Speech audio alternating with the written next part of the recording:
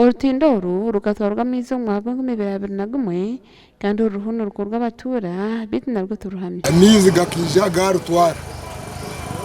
kugahereze kurutwara twaguma tutiriho kuraba twaguma turyaho konka twiza twaye kwata nk'abantu barusheregenyi twija hanuya twateme imiti twagitaho kutwareze kugitaho twaronda amakoko twagataho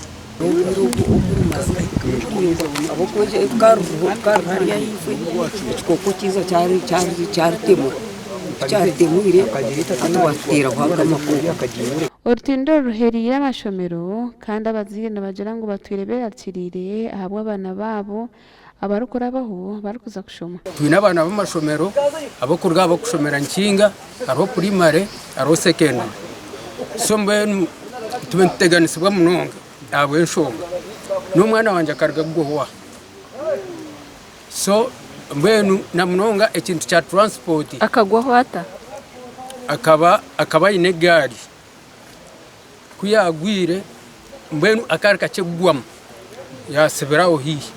abakozi bona bari ya district bona nabaretwa konke cyo kutsatse kuba kone baza district betororishaka kandi cyamaze rubwire bwinji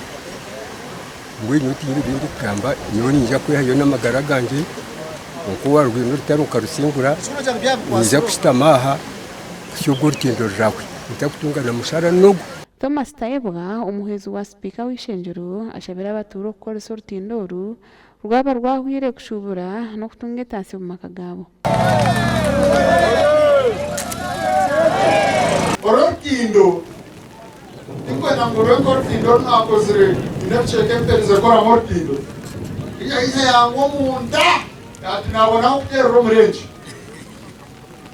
atungire ninkanywa ati nchinywa kashera kanje ndema kubalansinga ngoro ati njambuka mpumize tikine ati nchirabo njambuka atata tniza ikuriyo orutindo ntero murenje twayombe orutindo rokera umurenje